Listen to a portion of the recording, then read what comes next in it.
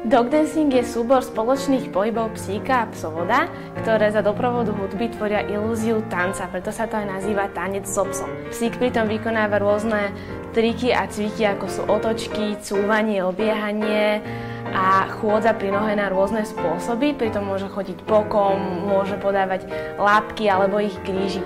Dog dancing môže vykonávať každé plemeno a môžete začať aj v rôznom veku psíka, ak už bol predtým nejak trénovaný alebo cvičený.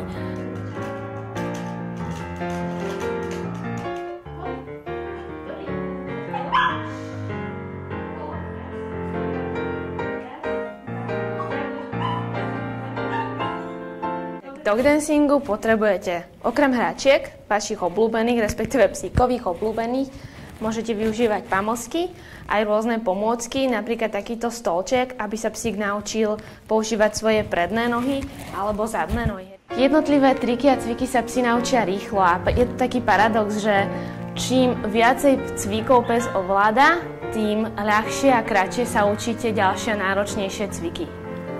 Inak to trvá okolo tých pár mesiacov. Záleží naozaj od psíka, ako rýchlo chápe a ako intenzívne sa mu psovod venuje.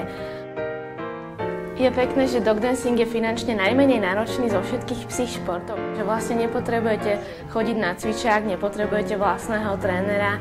Cvičiť môžete v obývačke alebo na ulici, na lúčke, kdekoľvek.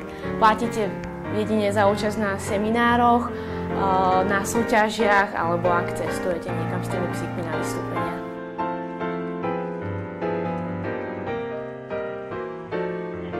Na Slovensku sme minulý rok založili Dog Dancing klub Slovakia, ktorý združuje všetkých aktívnych dogdancerov a priateľov dog dancingu. Nájdete nás aj na Facebooku pod názvom Dog Dancing Slovakia a hlavne tam teda propagujeme všetky novinky a rôzne možnosti vystúpení.